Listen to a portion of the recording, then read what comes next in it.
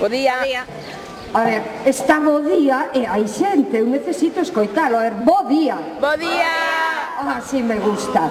Pois, nós somos un grupo de... Somos dúas componentes do grupo de contadores de contos aquí de Pontevedra, Pavís Pavós. Eu chámome Tareixa, teño un defecto moi grande. Gústame moito comer cereixas. Tamén me gustan as ameixas. Esta, O meu nome vai a darvos un pouco de risa, pero é así. Eu chámome Dolores, a quen lle cheira a cúa flores. O de Dolores é certo, outro vos comprobaredes. Ben, xuntas somos Pavís Pavós. E chamámonos Pavís Pavós porque cando comezamos a contar contos sempre tiñamos problemas. A ver, quen conta primeiro? Sempre as ansias, está claro. Entón, decidímolo botar as sortes coa fórmula de Pavís Pavós. E así vai hoxe. A ver, bota ti as sortes. Pavís Pavós, a filla do rei, casada con vos. Merda pa vos, escollede en vos. E tocoume a mí. Eu vou vos contar un conto popular que se chama Os Tres Agasallos. Había unha vez un rei que tiña unha filla máis bonita cun sol de primavera. En aquel reino había 3 príncipes irmáns que estaban enamorados dela. Claro que entre eles non se puñan de acordo para pedir a man, así que decidiron ir ao palacio a falar co rei e presentáronse. Moxo estade, moxo estade, moxo estade. Falade, que para min non é sorpresa o vosso amor pola princesa, pero temos que darlle unha solución a isto, porque non podedes casar con eles tres, así que, a ver, deixádeme pensar.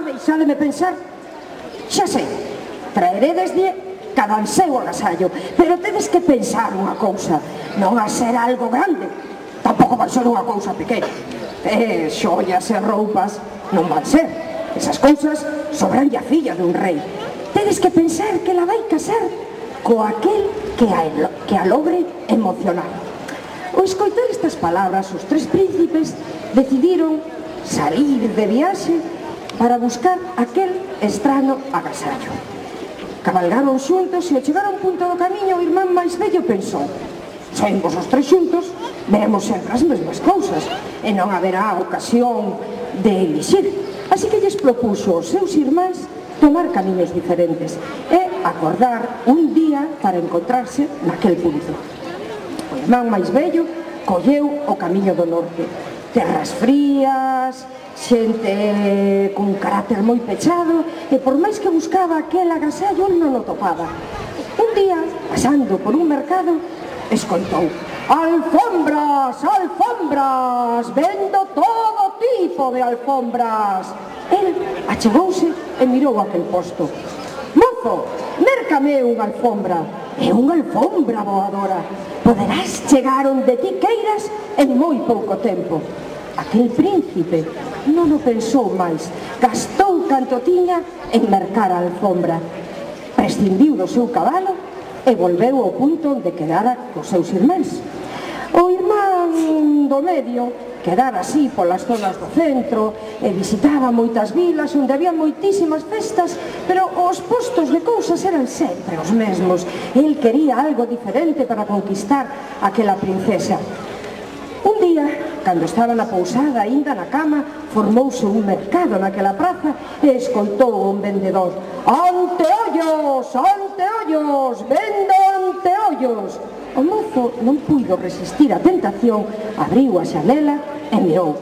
O mercader tamén o viu a ele: mozo, baixa e mércame un anteollo. Xa sabes, con el podes ver todo o que sucede moi lonxe de aquí, pero ademais o que ocorre a través das paredes.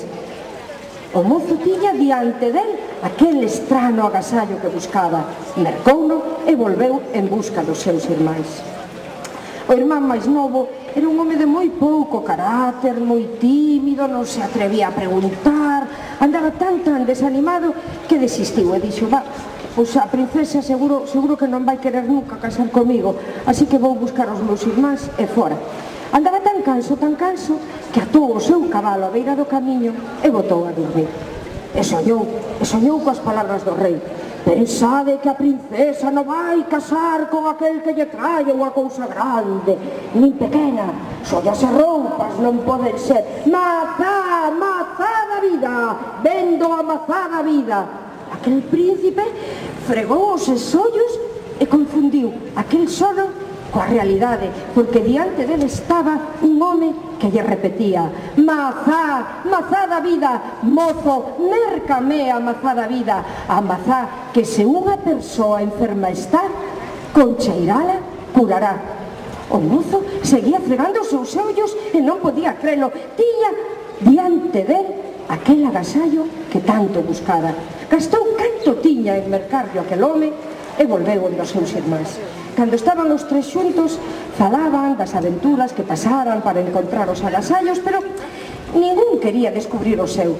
Mas o irmán do medio, que era así un pouquiño máis presumido, de repente botou mando ante ollo e dixo: que estará pasando no castelo da princesa esta hora?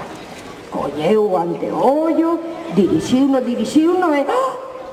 Non pode ser! Que é o que estou vendo? Pero, se no palacio hai carrozas negras, a xente entra e sai chorando.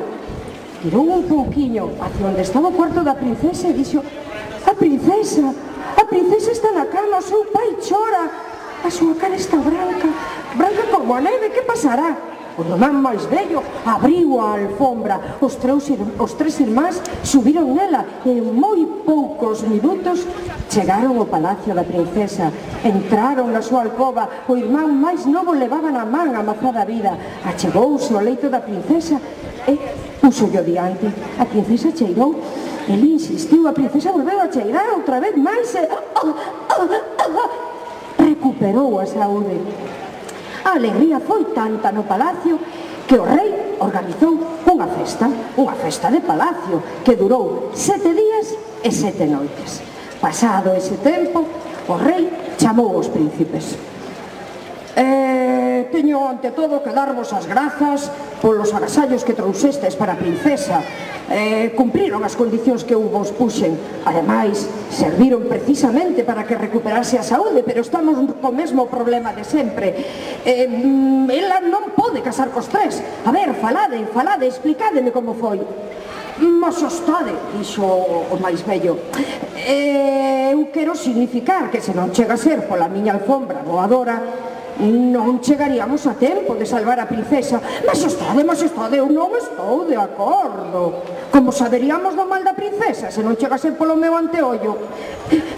Maxestade, dixo aquel que era máis tímido. Os meus irmáns teñen razón, grazas a eles estamos aquí, pero e se non chegamos a ter a mazá da vida, que sería da princesa? Vale xa. A ver, deixademe pensar. En ese momento abriuse a porta do salón do trono e apareceu a princesa. Pai, por ser unha muller, o meu home non podo escoller. O rei dixo: a miña salvación, veña, que sexa a princesa que non exixa o seu noivo. Pasa. Entón a princesa, moi amablemente, díxolle: eu quero vos agradecer que me salvarades a vida. Os tres sodes guapos e valerosos, pero eu de momento non penso casar. Eu diga que eu o faga, o meu home quero escoller. E quedaron os tres príncipes cun palmo de narices e outra noiva buscaron, aínda que a mí iso non me contaron. E colorín colorado, este conto está rematado.